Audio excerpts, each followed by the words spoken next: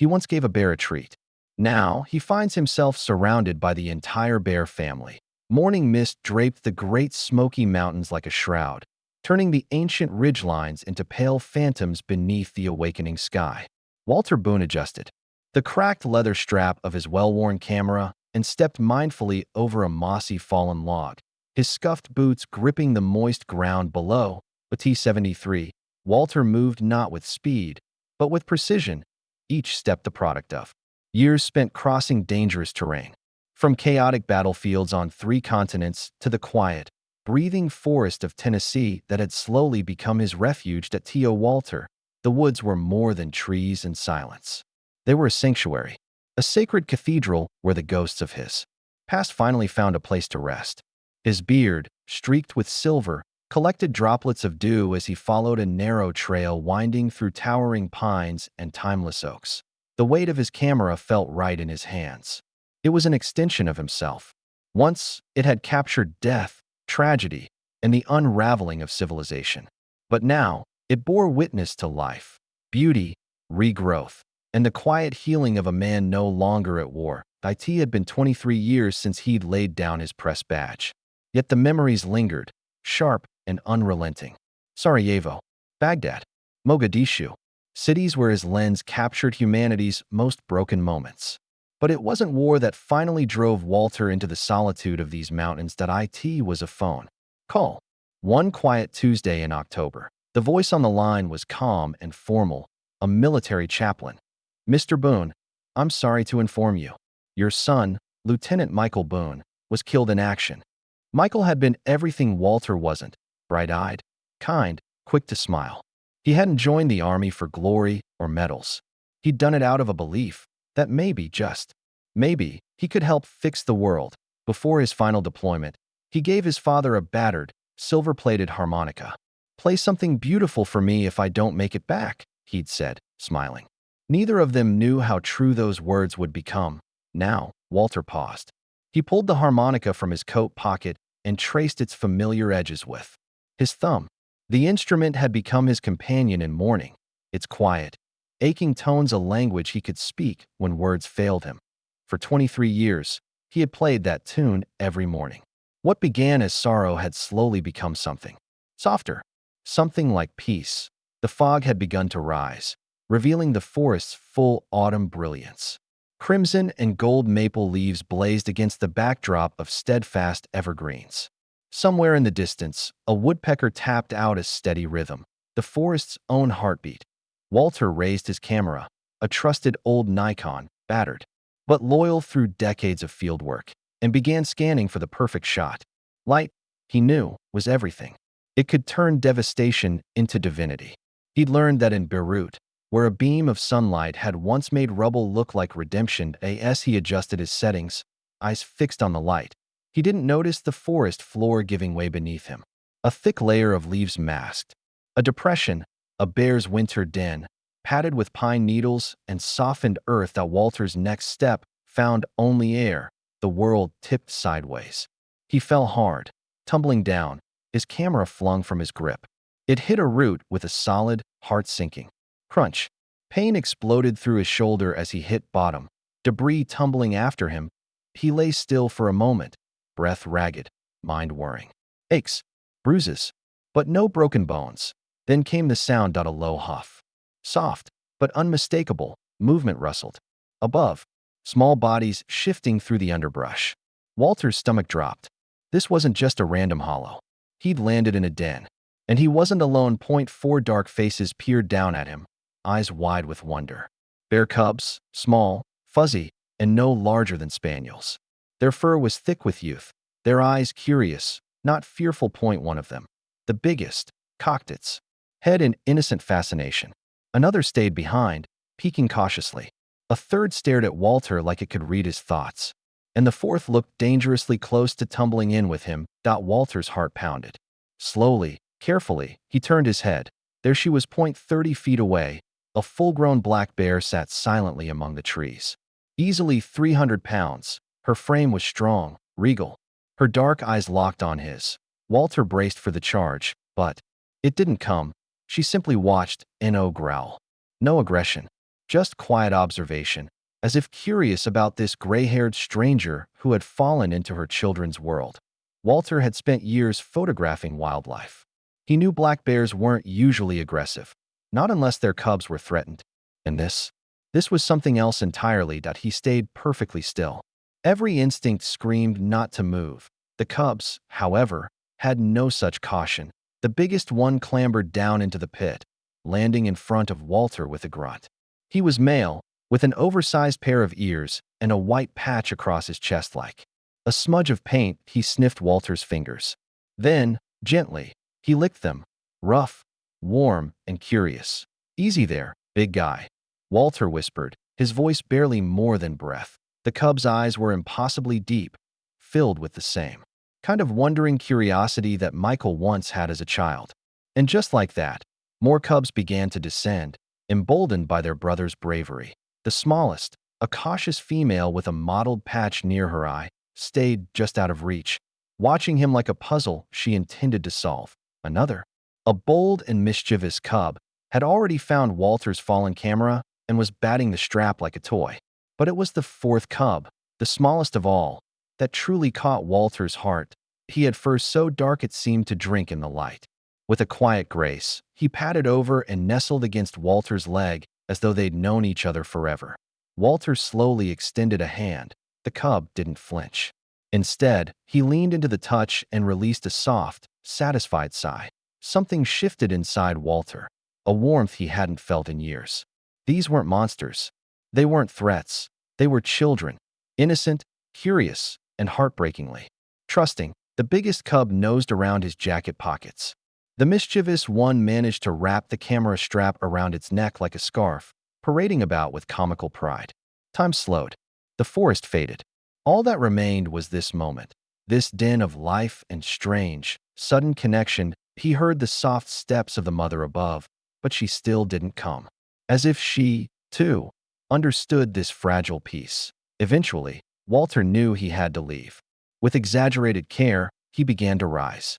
The cubs shifted but didn't flee. He reached for his camera. Incredibly, it had survived with only a few scrapes.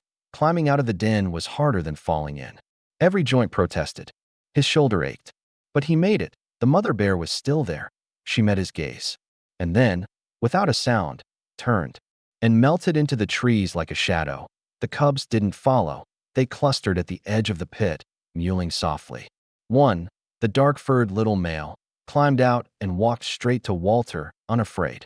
"Well, you're a brave little guy," Walter murmured, crouching down. The cub rose on his hind legs, paws resting on Walter's knee, and gently sniffed his face. His breath carried hints of milk and pine. Soon, the others followed. The biggest one, Walter already thinking of him as Moose, rolled onto his back and pawed at Walter's bootlaces. The quiet, thoughtful female sat back and watched, wise beyond her months. The mischievous cub had found Walter's lens cap and now wore it like a tiny, ridiculous crown, and Walter laughed the deep, joyful, chest-rumbling laugh. The first real one in ages. The cub startled, then dove into play, as if his laughter had unlocked something magical. It was Otis, the small, silent one who had first pressed close, who finally signaled it was time to go. The smallest bear trotted over to Walter's backpack, which had landed nearby during his fall. With quiet determination, the cub settled beside it, as if laying claim, not just to the bag, but to Walter himself. "I've got to go," Walter whispered, though it felt silly speaking aloud to wild animals. Yet something inside him hoped. They understood. Maybe I'll see you again." He gathered his gear slowly, backing away from the den, his eyes lingering on the cubs. They watched him leave, their tiny faces filled with something uncannily close to sorrow. Otis, the quiet one, let out a soft whimper that tugged at Walter's soul as he disappeared into the forest. That walk back to his cabin felt different. For the first time since Michael died, Walter felt something stir, something he hadn't felt in years: hope. That night, as he developed the handful of photographs he'd managed to capture before the fall, his thoughts lingered on the bears. One photo showed sunlight spilling through the forest canopy. Another captured a red-tailed hawk mid-flight. Yet the images etched deepest weren't in the negatives. They were in his memory, for curious cubs and a mother who watched with quiet, knowing eyes. Before bed, Walter sat on his porch and pulled out the harmonica. The tune he played wasn't the mournful melody of mourning. It was lighter, like the forest had breathed life into it. As his music drifted across the clearing, he could almost swear he heard a faint response echoing back from the trees. The next morning, he returned to the forest with a kind of purpose he hadn't known in decades. His camera hung at his side, but this time, his harmonica was tucked carefully into his coat. The day was clear and sharp. The mountains looked sculpted from glass and shadow. He found the den easily. Twisted branches and disturbed earth marked the spot where he'd fallen. But it was empty now. No bears. No rustling. Walter sighed, reminding himself wild animals were meant to be wild, not companions for lonely old men still talking to ghosts. And yet, he couldn't bring himself to leave. Instead, he found a tall pine nearby, one with bark worn by wind and age. He leaned against it, unwrapped the harmonica, and played "It was a new melody. One he'd never played before. Not quite sad, not quite joyful. A tune that stretched like a hand across distance. Hopeful, wistful, the notes floated through the trees, weaving between limbs and dancing in the air. Eyes closed, Walter played, letting the music wrap around him, lifting him into memory. A place where loss wasn't so sharp, where silence didn't bite. He almost didn't hear the underbrush stir. When he opened his eyes, they were there. All four cubs. Otis was closest, sitting in front like the front row of a concert. His gaze was locked onto Walter's face, deep and thoughtful that Walter's hands fell still. The forest hushed, save for a jaybird in the distance and wind in the leaves. "Hello there," Walter said, barely above a whisper. "I was hoping you'd come." Moose, the largest, lumbered forward with goofy grace. He sniffed Walter's outstretched palm, then flopped down against his leg with a huff. Ziggy, the rascal, approached more slowly. His gaze was fixed on the camera bag. Walter watched, amused, as the cub made his move, snatching the lens cap and proudly popping it onto his head like a crown. "You little thief," Walter chuckled. Ziggy darted away, triumphant. The female cub, the one with the grizzled eye patch, watched with approval, then approached. She moved confidently, like she had somewhere to be. She examined Walter's bag, her tiny paws expertly unzipping a pouch. "You're too smart for your own good," Walter said, gently nudging her back. "You must be a June." The names came easily. Moose, for his size and softness. Ziggy, for his mischief. June, for her bright mind. And Otis, for the quiet soul who sat beside him, simply listening. The days passed. Every morning, Walter would return to the pine. And every morning, the cubs would appear. It became a sacred rhythm. His music, their presence, the shared silence. Between man and beast, the loneliness began to loosen its grip. The cubs grew braver. Moose liked to roll and tangle with Walter's boots. June became a pocket raider. Ziggy stole anything not nailed down. And Otis never left Walter's side. But it was the mother, Maggie, who captured Walter's heart. She stopped hiding. He saw her daily now, hovering at the edges of their meetings. Watching. Calm. Familiar. There was something about her, an itch in Walter's memory. Then, on the third week, he saw the scar. A pale line along her foreleg. It hit him like a photograph emerging in a darkroom. 5 years earlier, he'd stumbled on a yearling. Injured, starved, near collapse. He'd fed her, guarded her, watched her heal. And when she could walk, he let her go. He never expected to see her again. But here, she was full grown, with cubs, and a scar that told their story. "Maggie," Walter breathed. "You remember." Her ears perked, and in that moment, he saw it, in her eyes. Recognition. She stepped closer, until she stood at the clearing's edge. Her cubs playing just feet away. That night, Walter made a decision that he couldn't keep trespassing. But he couldn't stay away. He ordered supplies, quietly, and began building a small shelter a quarter-mile from the den. A wooden frame, tarped. Roof, a place for a sleeping bag and camera, nothing fancy. Just a foothold between two worlds. The cubs found it by day 2. Ziggy had a glove on one paw. June unrolled an entire tarp. Moose lay on his back, batting a rope. Otis, ever composed, sat nearby like a supervisor. Walter laughed. "Can't leave you alone for 5 minutes." The shelter took 2 weeks, slowed not by difficulty, but by distraction, music, cub chaos, tool retrieval. When it was done, it wasn't perfect, but it was his data bridge. They usually arrived within minutes of his arrival each morning, but today the forest felt off. The wind picked up suddenly, bending the trees and sending golden leaves spiraling through the air. Walter's weather radio crackled to life with a harsh burst of static and a severe thunderstorm warning. Mountain storms weren't just rain and wind. They were flash floods, tumbling trees, and deadly lightning. Walter felt unease gnawing at his gut. Then he heard it, a high-pitched cry, sharp, panicked. It came from the direction of the stream. Walter's blood ran cold. He grabbed his emergency kit and bolted toward the sound, pushing against the gusting wind and sheets of rain that had begun to fall. The forest had become a blur, shadows darting, branches snapping, the air thick with ozone and the scent of soaked earth. He found Otis wedged between two downed trees near the swollen creek. The water was already up to the cub's belly, churning fast. Otis tried again and again to climb out, but the logs were slick, and he was too small. The water was rising. Walter didn't think. He splashed into the icy current, the force of it, nearly knocking him off his feet.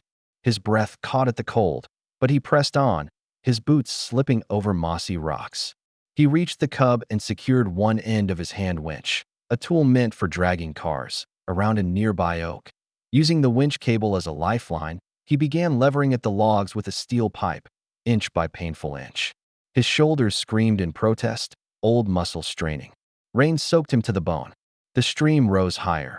Otis was crying now, sharp yelps that cut into Walter's heart. "I've got you," Walter gasped, voice nearly drowned by the storm. His mind flashed with memory. Michael. A different storm.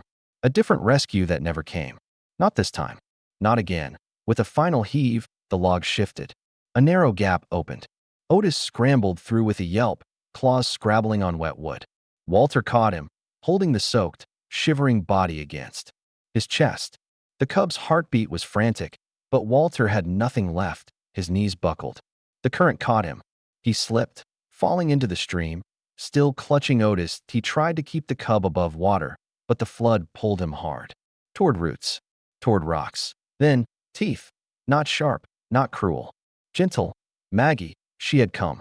Her jaws locked around Walter's coat, and with powerful strides, she pulled him free, dragging them both to the muddy bank. Walter collapsed. Gasping, Maggie nudged Otis. He was okay. The other cubs arrived moments later, drawn by her calls. They gathered around Walter, Moose pressing to one side, June to the other, Ziggy flopping over his legs like a warm blanket, and Otis, the one he'd nearly lost, curled up on his chest. Their warmth soaked into him. Their presence steadied his breath. He wasn't just a visitor. Not anymore, he was one of them. That night, Walter lay in his shelter, dry at last, with all four cubs asleep around him. The storm had passed, but something else had shifted. A space that had ached inside him for 23 years had finally filled, not with noise, but with presence, with trust, with love. The video of the rescue, posted a few days later, went viral in hours. Millions watched Maggie save Walter, watched the cubs press close. Offers flooded in, TV shows, documentaries, sponsorships. Walter declined them all. This wasn't a product. It was sacred. He kept uploading, but on his own terms. Intimate glimpses of their life, Ziggy's antics, June's clever puzzles, Moose's gentle strength, and Otis, always close when Walter played. Autumn deepened. The mountains blazed with gold and scarlet. Moose had grown massive but still playful. June could open anything. Ziggy had become a master of pranks, once even tying Walter's bootlaces together, and Otis never left him. Still limped a bit from the flood, but it only made him more dear. One late October day, a hiker stumbled upon a wooden sign near the shelter. The words burned into its face. Here lives Walter and the bears. Family, not by blood, but by bond. From somewhere deep in the forest, a harmonica played. Soft, gentle. The sound of healing made audible. The music spoke of pain and peace, of silence broken by belonging. And in a golden clearing, beneath the tall trees of the Smoky Mountains, an old man sat among four bears, surrounded by everything he never knew he needed. No ceremonied, no contract. just trust. Just love that as the sun dipped behind the peaks, painting the world in warm hues. Walter played one final song for the day. The bears listened quietly, dark eyes glinting in the fading light that a nightbird called. The wind rustled, and the forest exhaled. They were home. They were family. And in that wild cathedral, their music would play on forever.